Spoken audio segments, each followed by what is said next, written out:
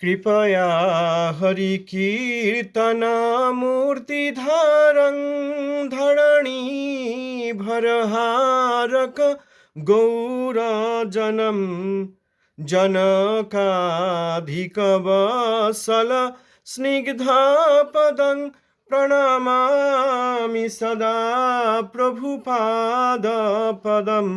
प्रणमामि सदा प्रभुपादपदं प्रणमामि सदा प्रभुपादपदम् कचिद् पुनर्गौरवनन्तचारी सुरापगातिरव्रज बिहारी कचित् पुनर्गौरवनन्तचारी सुरापगातिरव्रज बिहारी पवित्र कौपीन करङ्कधारी नमो नमो गौरकिशोरतुभ्यं नमो नमो गौरकिशोरतुभ्यं नमो नमो गौरकिशोरतुभ्यं। पतित पावन श्री गुरु महाराज जी की जय। प्रभुपाद अष्टोत्तर शतशी शिल भक्ति सिद्धांत सरस्वती गोस्वामी ठाकुर की जय। अवधूत कुलचूड़ामणि शिल गौरकिशोर दास बाजी महाराज जी की जय। श्री शिल सच्चिदानंद भक्त ठाकुर महाशय की जय। श्री रूपानुगाचार्य की जय। भजनंदी और समागत भक्तवृंद की जय। श्री शिल प्रभुपादेर कीर्तित ताँरी गुरुदेव शिल बाबाजी महाराज सम्बन्धे आजकेर विषय कपटतायुक्त कृपा যাত্রা। অযাত্রা প এনার কথা আমরা আগে শুনেছি। অযাত্রা প এনার সম্বন্ধে কয়েকটি বিষয় আছে। যিনি সংকলন করেছেন প্রভুপাদেরই প্রিয়পাত্র তৎকালীন গৌড়ীয় সম্পাদক শ্রীমৎ সুন্দরানন্দ বিদ্যাবিনোদ প্রভু, তিনি বলেছেন যে এই গ্রন্থে যেসব ঘটনা বিষয় লিপিবদ্ধ রয়েছে এই ঘটনাগুলি কিন্তু ক্রমে ঘটেছে, সেই অনুক্রমে লেখা হয়নি। তো এই অযাত্রা প এনার সম্বন্ধে আগে আমরা শুনেছি। আজকের একটি বিষয় রয়েছে তার সম্বন্ধে। অযাত্রা প হরিভজন করিবার ছলনায় শ্রীধাম মায়াপুরে শ্রীল ভক্তি সিদ্ধান্ত সরস্বতী গোস্বামী প্রভুপাদের নিকট আগমন করিয়াছিল। অযাত্রা শ্রীল গৌরকিশোর প্রভুর নিকট যাতায়াত করিত, কিন্তু শ্রীল গৌরকিশোর উক্ত অযাত্রাকে বিশেষ আমল দিতেন না। শ্রীল ভক্তি সিদ্ধান্ত সরস্বতী গোস্বামী প্রভুপাদ শ্রীল গৌরকিশোর প্রভুর বিশেষ প্রিয় বলিয়া শ্রীল সরস্বতী ঠাকুরের নিকট উক্ত অযাত্রা প্রায়ই আবেদন করিত যে যদি শ্রীল সরস্বতী ঠাকুর শ্রী গৌরকিশোর প্রভুকে একটু বলিয়া দেন তবে তিনি অযাত্রাকে কৃপা করিতে পারেন। এইরূপ বারংবার আবেদন শুনিয়া একদিন শ্রীল সরস্বতী ঠাকুর শ্রীল গৌরকিশোর প্রভুর নিকট অযাত্রার আবেদন জানাইলেন ও তাহাকে কৃপা করিবার জন্য অনুরোধ করিলেন। শ্রীল গৌরকিশোর প্রভু শ্রীল সরস্বতী ঠাকুরকে অযাত্রার কপটতার কথা জানাইয়া বলিলেন যে শ্রীল সরস্বতী ঠাকুরের ন্যায় ঐকান্তিক অকপট বৈষ্ণবের ঐরূপ কপট ব্যক্তির জন্য অনুরোধ করা ভালো হয় নাই। এতৎ প্রসঙ্গে শ্রী গৌরকিশোর শ্রী সরস্বতী ঠাকুরকে অনেক কথা বলিলেন। কিছুক্ষণ পরে শ্রী গৌরকিশোর নিজের পদযুগল হইতে প্রচুর পদধূলি লইয়া শ্রী সরস্বতী ঠাকুরের মস্তকে লেপন করিয়া প্রচুর আশীর্বাদ করিলেন এবং বলিলেন, আপনি নিত্যানন্দাভিন্ন বিগ্রহ, তাই আপনার হৃদয় সকল জীবের দুঃখে বিগলিত হয়, কিন্তু প অত্যন্ত কপট ও পাষণ্ড, সে নিজের মঙ্গল চাহে না, আমার সহিত ছলনা করিবার জন্য আমার কৃপাভিক্ষার অভিনয় করে। অযাত্রা প সত্য সত্যই একদিন পাষণ্ডতার চরম আদর্শ প্রকাশ করিল। শিল ভক্তি সিদ্ধান্ত সরস্বতী ঠাকুরকে দেখাইয়া একটি মড়ার খুলিতে জল ঢালিয়া জল পান করিতে করিতে বলিল, দেখুন আমি শ্রী গৌরকিশোর প্রভু হইতে অধিক বৈরাগ্যবান, তিনি কি মড়ার খুলিতে জল পান করিতে পারেন? ইহা শুনিয়া শিল সরস্বতী ঠাকুর বলিলেন, পাষণ্ড, তুই এখনই দূর হ। ঐরূপ ঘৃণ্য কাপালিকগিরি আমার প্রভু কেন করিবেন? তুই পিশাচ, পাষণ্ড, তাই ওই সকল কার্যে তোর রুচি হইয়াছে, তোর নরক অবশ্যম্ভাবী। মহতের চরণে অপরাধ ও দম্ভের ফলে অযাত্রা প অবৈধ স্ত্রীসঙ্গী হইয়া পড়িল ও অবৈধ কামিনীর কেশবিন্যাসের নারিকেল তেল সংগ্রহের জন্য ভিক্ষাবৃত্তি আরম্ভ করিল। বাংলায় লেখা আছে, সবই স্পষ্ট। এরপরে যেহেতু আমি খুব বুদ্ধিহীন, আমি আবার একটু বোঝার চেষ্টা করব। এখানে আমি কারোর জন্য কিছু বলছি না, আমি নিজে বোঝার জন্য বলছি যে বোকা সে বারবার পড়ে। এখানে আমার কোনো অ্যাম্বিশন নাই, ক্ষমা করবেন। অযাত্রা প হরিভজন করবার ছলনায় শ্রীধাম মায়াপুরে শ্রীল ভক্তি সিদ্ধান্ত সরস্বতী গোস্বামী প্রভুপাদের নিকট এসেছিল। এইটি একটি পত্রে দেখলাম, কেউ দেখেছেন? একটা চিঠিতে প্রভুপাদ এই বিষয়ে লিখেছেন। এখানে বলা আছে অযাত্রা প, সেখানে অযাত্রা প এর নাম নেই, কিন্তু বিষয়টি আছে। প্রভুপাদের পত্রাবলী আনুকরণিক কৃত্রিম ভজনাভিনয় শ্রী শ্রী গুরু গৌরাঙ্গ জয়ত শ্রী গৌরীয়মঠ কলিকাতা 1 বৈশাখ 1341, 14 এপ্রিল 1934, 1 পুরুষোত্তম 448 গৌরাব্দ। বিষয়বস্তু হচ্ছে অনর্থযুক্তাবস্থায় মহাভাগবতের অনুকরণে ভজন প্রণালী অবলম্বন পরিণামে অধঃপতনের হেতু। স্নেহবিগ্রহেষু আপনার পত্র পাইয়াছি। আপনি আমাদের শ্রী গুরুপাদ পদ্মের আসন ছইতে আরোহণ করিবার অধিকার চাহিয়াছেন। আমি নিতান্ত মূঢ়, তাই অনেক সময় ঐরূপ ছইতে বাস করিবার উচ্চাশা করিয়া থাকি। শ্রী অমুক আমাকে উচ্চ অধিকার দিবার অনুমতি দেন না বলিয়াই আমি ঐরূপ প্রতিষ্ঠার আশা হইতে বঞ্চিত হইয়াছি। আপনি যখন অত্যন্ত উচ্চাধিকারী, তখন আপনাকে ওখানে বসাইতে আমার যোগ্যতা হইতেছে না।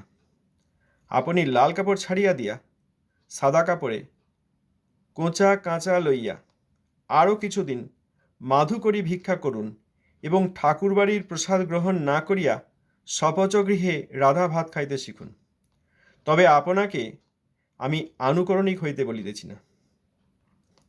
আনুকরণিক হইয়া লোহাগড়ার অমুক সাহা একদিন মরার খুলিতে জল খাইয়া নিজেকে শ্রেষ্ঠ জানিয়াছিল, কিন্তু পরে সে পতিত হইয়াছে। অমুক পোদ্দার ও অমুক পোদ্দার ছইতে বাস করিবার পরে তাহাদের 6 মাস করিয়া জেল হইয়াছে। মাধব হাম পরিণাম নিরাশা। নিত্যাশীর্বাদক শ্রী সিদ্ধান্ত সরস্বতী। এই পত্রে বোঝাই যাচ্ছে শেষ দিকে যিনি প্রভুপাদ যার কথা বলেছেন যে লোহাগড়ার অমুক সাহা একদিন মরার খুলিতে জল খাইয়া নিজেকে শ্রেষ্ঠ জানিয়াছিল, কিন্তু পরে সে পতিত হইয়াছে। এই দুটি বাক্য, এই বাক্য দুটিতে এই অযাত্রা পয়ের কথা রয়েছে। কারণ এখানে এই বিষয়ে প্রভুপাদ বাবাজি মহারাজ সম্বন্ধে যখন বলেছেন, আর শ্রীমৎ সুন্দরানন্দ প্রভু যেভাবে সংকলন করেছেন, এখানে এই কথাই বলছেন যে অযাত্রা পরে প্রভুপাদকে দেখিয়ে একটি মরার খুঁটিতে জল ঢালিয়া পান করিতে করিতে বলিল, দেখুন আমি শ্রী গৌরকিশোর প্রভু হইতে অধিক বৈরাগ্যবান, তিনি কি মরার খুঁটিতে জল পান করিতে পারেন? তাঁর কথাই নিশ্চয়ই এখানে বলেছেন ঘটনাটি একই। আনুকরণিক হইয়া এই ব্যক্তি লোহাগড়ার, এখানে যা রয়েছে তাই পড়ছি, তার নাম এখানেও নেই, লাস্ট নেম সাহা, একদিন মরার খুলিতে জল খাইয়া নিজেকে শ্রেষ্ঠ জানিয়াছিল, কিন্তু পরে সে পতিত হইয়াছে। আর কি পতিত হইয়াছে? এখানে এই কথা রয়েছে যে প্রভুপাদকে যখন দেখালেন, এই দেখুন আমি মরার খুলিতে জল ঢেলে খাচ্ছি, এইটা শুনে শিল প্রভুপাদ খুব বিরক্ত হলেন। প্রভুপাদই আগে এনার জন্য অনুরোধ করেছিলেন, আসবো আমরা সে বিষয়ে যেটা পড়লাম। প্রভুপাদ ক্রুদ্ধ হলেন, কারণ বাবাজি মহারাজের চরণে অপরাধ হচ্ছে, তো বাবাজি মহারাজকে অনুকরণ করা হচ্ছে। ক্রুদ্ধ হলেন, বললেন, পাষণ্ড তুই এখনই দূর হ, ওইরূপ ঘৃণ্য কাপালিগিরি আমার প্রভু কেন করিবেন? কেন বাবাজি মহারাজকে তুমি এরকম আশা করছো করবেন? কেন এক্সপেক্ট করছো? তুমি পিশাচ, তুই পিশাচ, পাষণ্ড, তাই ওই সকল কার্যে তোর রুচি হইয়াছে, তোর নরক অবশ্যম্ভাবী। মহতের চরণে অপরাধ ও দম্ভের ফলে অযাত্রা অবৈধ স্ত্রীসঙ্গী হইয়া পড়িল ও অবৈধ কামিনীর কেশবিন্যাসের নারিকেল তৈল সংগ্রহের জন্য ভিক্ষাবৃত্তি আরম্ভ করিল। এখানে প্রভুপাদ বলেছেন, কিন্তু পরে সে পতিত হইয়াছে, এই পতিত হয়েছে। অবৈধ স্ত্রীসঙ্গী হয়েছিল, তবুও সে ভিক্ষাদি সে অবৈধ কামিনীর কেশবিন্যাসের জন্য নারকেল তেল সংগ্রহ করত, ভিক্ষা করে, অর্থাৎ তার ওনার পরিচর্যা করত। অবৈধ স্ত্রী যিনি থাকতেন তার পরিচর্যা করত। এখানে এই পত্রে আরো বিষয় রয়েছে। কাউকে লিখছেন, স্নেহ বিগ্রহেশু, আপনার চিঠি পেয়েছি, আপনি আমাদের শ্রী গুরুপাদ পদ্মের আসন ছইতে আরোহণ করবার জন্য অধিকার চেয়েছেন, যে আমি এরকম ছইতে বাস করতে চাই। কেউ হয়তো লিখেছেন, এখানে কেউ আবার প্রভুপাদের শিষ্য বলে অপরাধ করতে যাবেন না। অনেকে এরকম আছে, এই যে এই পত্রটা এবার তুলে দাও ইন্টারনেটে, বাস আবার কি চাই, আমাদের গুরুকে আমরা বড় করতে পারবো, এবার আর চিন্তা নেই। এই যে প্রভুপাদ তাঁর কোনো স্নেহ বিগ্রহ শিশুকে এই কথা লিখেছেন। প্রভুপাদ শিক্ষার জন্য পত্র লিখেছেন, সেই পত্রটি প্রকাশ করা হয়েছে, কারণ নাম দেওয়া হয়নি। প্রভুপাদের কাছে কিছু বলেছেন, প্রভুপাদ তাকে শাসন করেছেন, সেই শাসন মানলে তাকে শিষ্য বলা হয়। তো এখানে কেউ ছইতে থাকার আগ্রহ প্রকাশ করেছিলেন। প্রভুপাদ সেই জন্য পত্র লিখে বলছেন, আপনি ছইতে থাকার অধিকার চাইয়াছেন। প্রভুপাদ শিক্ষা দেওয়ার জন্য বলছেন, আমি নিতান্ত মূঢ়, তাই অনেক সময় ওই রকম ছইতে বাস করবার উচ্চ আশা করে থাকি। কখনো করেননি। প্রভুপাদ কখনো ছইয়ে বাস করতে চাই এটা বলতেই পারেন না, করেননি। কিন্তু এইরকম দেখা যায় যে মহাবৈষ্ণবগণ যখন বলেন আমরা, সাধারণ জগতের সঙ্গে নিজেকে মিশিয়ে দিয়ে বলেন আমরা, সাধারণ জগতের ব্যক্তিগণের যে মায়াবদ্ধতা, সেইভাবে বলেন আমি মায়াবদ্ধ জীব, কিন্তু তাঁরা কিছুতেই মায়াবদ্ধ জীব নন। জগতের লোকের প্রতিনিধি এই রকম অভিনয় করে তিনি জগতের লোককে উৎসাহ দিতে চান। তাই সেই জন্য এখানে বলছেন আমি নিতান্ত মূঢ়, আমি খুব বোকা, তাই আমিও অনেক সময় ওই রকম ছইতে বাস করার উচ্চাশা করে থাকি। কিন্তু কখনো প্রভুপাদ কথা বলেননি, কখনোই এইরকম করেননি, কিন্তু এনাকে উত্তর দেওয়ার জন্য, বোঝাবার জন্য বলেছেন। শ্রী অমুক আমাকে এই উচ্চ অধিকার দিবার অনুমতি দেন না বলিয়াই আমি ওইরূপ প্রতিষ্ঠার আশা হইতে বঞ্চিত আছি। কারণ প্রভুপাদ প্রতিষ্ঠার আশা করেননি এই জগতে, এই জগতে প্রতিষ্ঠার কোনো মূল্য নাই। এই কথা আমাদেরকে গুরুবর্গগণ শিখিয়েছেন। তার মতো নিত্যসিদ্ধ পার্ষদ এই কথা করতে পারেন না। কিন্তু আবারও ওই দিনহীন হয়ে আমি তোমাদেরই প্রতিনিধি, তোমাদেরই মতো, এইভাবে ভজন করতে হয়, এইভাবে প্রতিষ্ঠা ত্যাগ করতে হয়, এটি শেখানোর জন্য বলেছেন যে আমি ওই রকম প্রতিষ্ঠার আশা থেকে বঞ্চিত হয়েছি। আপনি যখন অত্যন্ত উচ্চাধিকারী, তখন আপনাকে ওখানে বসাইতে আমার যোগ্যতা হইতেছে না। তো সেই ব্যক্তিকে বোঝানোর জন্য, শেখানোর জন্য বলছেন আপনি খুব উচ্চাধিকারী, অর্থাৎ উচ্চাধিকারী নন। অত উচ্চ অধিকার হয় নাই যে বাবাজি মহারাজের অনুকরণ করে কেউ ছইয়ে বাস করবে। আপনি যখন সেটাই চাইছেন, তখন আপনার তো খুব উচ্চাধিকার। এতটা যখন উচ্চাধিকার আছে, তখন আমি আপনাকে কি করে সেখানে বসাবো? আমি তো ছোট, আমি তো ক্ষুদ্র, আপনার তো অনেক উচ্চ অধিকার, তাহলে আপনাকে আমি কি করে বসাবো সেখানে? তারপর শিক্ষার জন্য বলেছেন, এখানে শাসন করেছেন সরাসরি, এর আগেও শাসন করলেন ব্যতিরেকভাবে। আর এখানে বলছেন এরপর, আপনি লাল কাপড় ছেড়ে দিয়ে সাদা কাপড়ে খোঁচা কাঁচা, মানে লাল কাপড় পরলে অনেকে সন্ন্যাস নিলে আর খোঁচা দেওয়া হয় না, কোঁচা এবং কাঁচা, এই যে পুরুষেরা ধুতি পরেন, পিছনে কাঁচা আর সামনে কোঁচা দেয়, তা আপনি ওই লাল কাপড় ছেড়ে সাদা কাপড় পরুন। আবার ওই গৃহস্থরা যেরকম বা অন্যান্য ব্রহ্মচারী যেরকম, সাদা কাপড় ব্রহ্মচারী, তাঁরা যেরকম কাপড়ে কোঁচা এবং কাঁচা দেন, সেরকম করে আরও কিছুদিন মাধুকরী ভিক্ষা করুন এবং ঠাকুরবাড়ির প্রসাদ গ্রহণ না করে স্বপচ গৃহে রাধা ভাত খাইতে শিখুন। ঠাকুরবাড়ির প্রসাদ পাওয়ার একদম পক্ষপাতী নন। ঠাকুরবাড়ির প্রসাদ পাওয়ার অনুমতি দেননি গুরুবর্গ। বাবাজি মহারাজ কোনো ঠাকুরবাড়িতে প্রসাদ পেতেন না। নবদ্বীপবাসীর ঝুটা তথাকথিত, সেই ঝুটা খেয়ে থাকতেন। কাঁচা চাল গঙ্গায় ভিজিয়ে খেতেন, কখনো গঙ্গার পাক খেয়ে থাকতেন, কখনো মাধুগুড়ি করতেন। আর যখন বাইরে দৃষ্টিশক্তিহীনের অভিনয় করতেন, তখন কোনো সেবক মাধুগুড়ি করে এনে দিলে সেইটি তিনি পেতেন, কোনো ঠাকুরবাড়ির প্রসাদ পেতেন না। স্বপচ গৃহে রাধা ভাত খাইতে শিখুন, প্রভুপাদ বলছেন। ঠাকুরবাড়ির প্রসাদ গ্রহণ না করে স্বপচ গৃহে রাধা ভাত, স্বপচ গৃহে যে যে জায়গায় মাধুকরী করবেন, সেখানে তাদের দৈব বর্ণাশ্রম ধর্ম দেখেন না।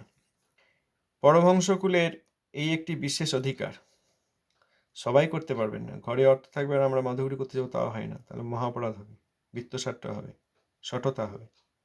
যাই হোক, এনাকে এই শিক্ষা দিলেন। তারপর প্রভুপাদ বলছেন, তবে আপনাকে আমি আনুকরণিক হইতে বলিতেছি না। তবে আনুকরণিক হবেন না। আনুকরণিক হলে অসুবিধা আছে, অনুকরণ করলে অসুবিধা আছে।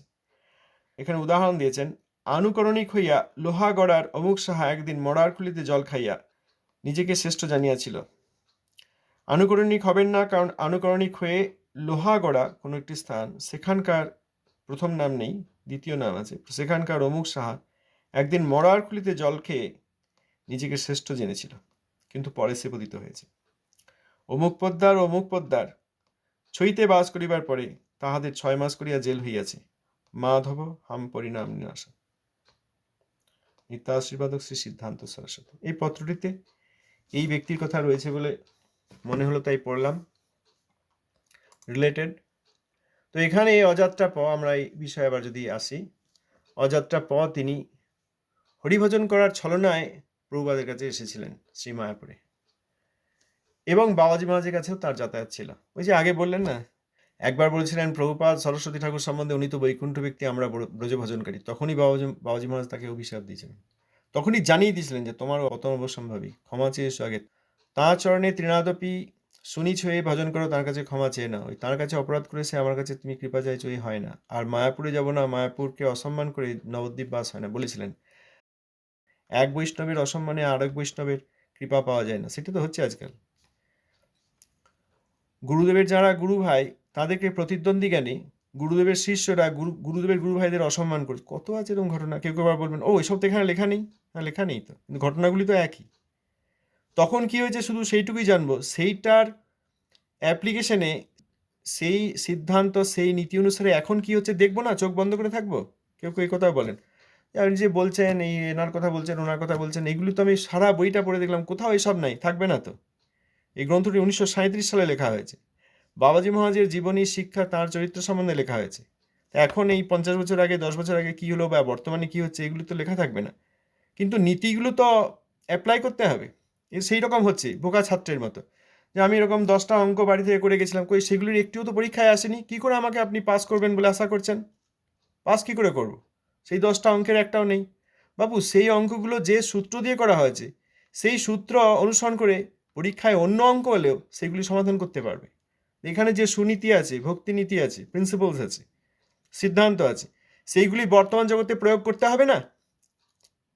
এরকম দেখা যায় না যে একজন তথাকথিত প্রচারক তিনি যত গুরু ভাইদের নামে গালিগালাজ করেছেন, সেই গালিগালাজ সমাজের নিচু স্তরেও হয় না,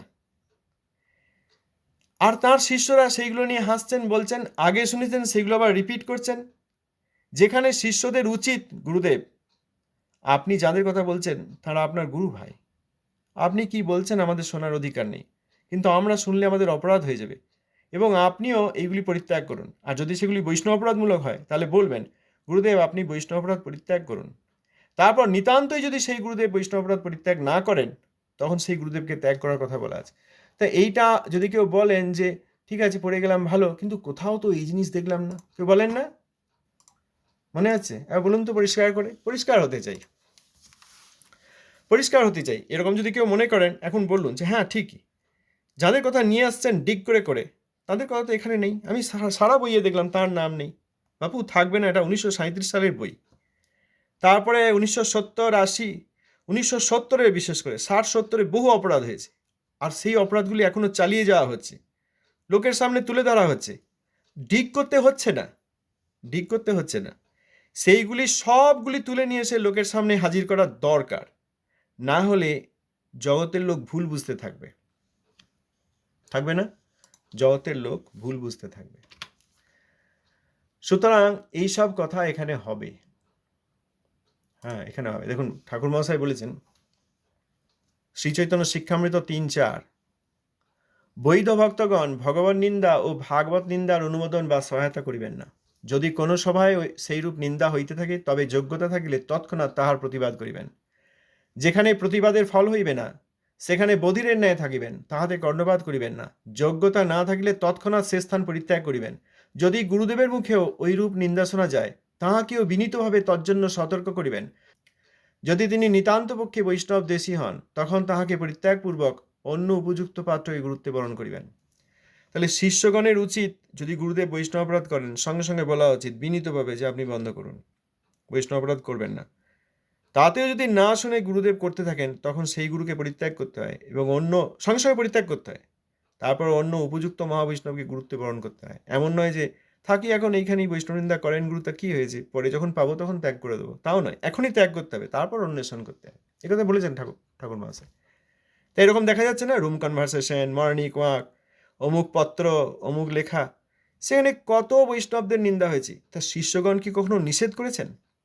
করেননি। তা সেই কথা আসবে না কেন, এটা আমার প্রশ্ন। সেই কথা বলবো না কেন? সে কথা অবশ্যই বলতে হবে। এখান থেকে যে সূত্র বা সিদ্ধান্ত পাওয়া গেল সেইগুলো যদি বর্তমান সময়ে আমরা অ্যাপ্লাই করতে না পারি, সেইগুলো প্রয়োগ করতে না পারি, তাহলে আমাদেরই বা মঙ্গল হবে কি করে? এটাকে ডিগ করা বলে না। যিনি ডিগ করেন, ডিগ করে বলে অপরাধ করা হচ্ছে, যিনি এইগুলি দেখে বুঝিয়ে দেন তিনি পরম বন্ধু, তাঁর চরণে অপরাধ করতে নেই। সময় হয়ে গেছে।